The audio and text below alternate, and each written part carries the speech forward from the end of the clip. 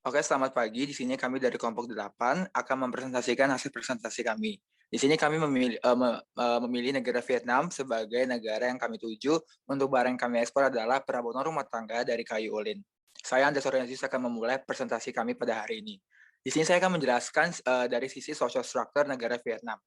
Dari sisi social structure negara Vietnam, Vietnam kelompok etniknya yang mendiami mayoritasnya adalah dari etnik Kinh. Etnik Kinh merupakan salah satu suku yang ada di Vietnam yang mendominasi. Namun beberapa dari mereka juga ada yang berasal dari Kamar atau Kamboja karena Vietnam sendiri secara geografis sangat dekat dengan Kamboja dan juga suku Thai yang merupakan suku origin dari Vietnam. Eh, di sini negara Vietnam juga memiliki populasi penduduk sebanyak 84 juta yang tersebar dari utara sampai selatan Vietnam. Next, saya akan menjelaskan tentang religion dari negara Vietnam. Mayoritas dari penduduk negara Vietnam masih menganut komunis karena negara Vietnam adalah salah satu negara komunis yang masih eksis di negara Asia setelah Cina. Namun, beberapa dari mereka juga beragama Buddha yang merupakan agama paling mayoritas dan juga Katolik, Kristen, dan juga Islam. Silakan, saya akan melanjutkan presentasi selanjutnya. Oke, saya Ramadan Gali akan melanjutkan presentasi.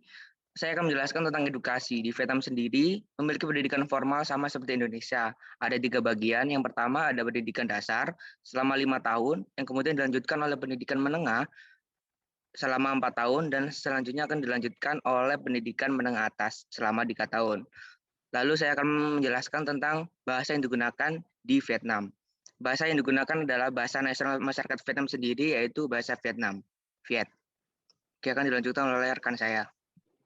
Di sini saya akan melanjutkan penjelasan. Saya Ala Rubiana, menjelaskan political filosofi. Jadi di negara Vietnam ini bentuknya republik sosialis yang menganut Marxis-Leninis dengan kekuasaan tertinggi ada di presiden dan hanya memiliki satu partai saja, yaitu Partai Komunis. Jadi politik Vietnam ini dibagi menjadi 3, yaitu legislatif, yudikatif, dan eksekutif. Lalu untuk ekonomi di Vietnam, jadi mata uang Vietnam ini adalah Dong, Vietnam Dong, dengan sektor perekonomian itu ada di pertanian dan industri dengan PDB sebesar 2.552 per kapita. Jadi perekonomian Vietnam ini ada di posisi ke-47 terbesar di dunia menurut produk domestik bruto nominal atau PDB dan 35 terbesar di dunia bila diukur berdasarkan keseimbangan kemampuan berbelanja. Selanjutnya akan dijelaskan oleh rekan saya. Saya akan melanjutkan. Nama saya Gabriela dan saya akan menjelaskan mengenai norma, mengenai definisi sumber dan contohnya.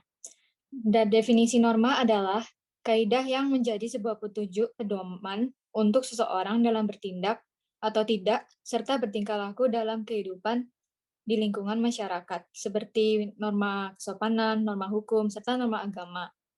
Lalu contoh dari norma yang berada di Vietnam adalah yang pertama, menjalankan ibadah sesuai dengan kepercayaan masing-masing, dan yang kedua adalah menaati rambu-rambu lalu lintas ketika berkendara. Dan selanjutnya akan dilanjutkan oleh rekan saya. Saya Safatul Maulana Nugroho akan menjelaskan mengenai value. Value merupakan sifat dan kualitas yang melekat pada suatu objek yang menyebabkan objek tersebut memiliki minat seseorang atau kelompok. Contoh dari value, yang pertama ada sampah plastik, memiliki value yang dapat didaur ulang menjadi barang yang lebih berguna, seperti bisa digunakan seperti tas dan barang yang lainnya. Yang kedua, sampah organik memiliki value yang dapat diubah menjadi pupuk. Selanjutnya akan disampaikan oleh rekan saya. Saya Benedikta Fania akan melanjutkan presentasi mengenai etika. Nah, etika ini adalah suatu norma atau aturan yang dipakai di suatu negara untuk menjadi pedoman dalam masyarakatnya berperilaku, terutama bagi seseorang dan terkait dengan sifat baik dan buruknya. Nah, contoh dari etika itu sendiri adalah yang pertama, membuang sampah pada tempatnya, dan yang kedua, mengucapkan salam ketika bertamu ke rumah orang lain. Nah, sekian presentasi dari kelompok kami. Apabila ada salah kata, kami mohon maaf dan terima kasih.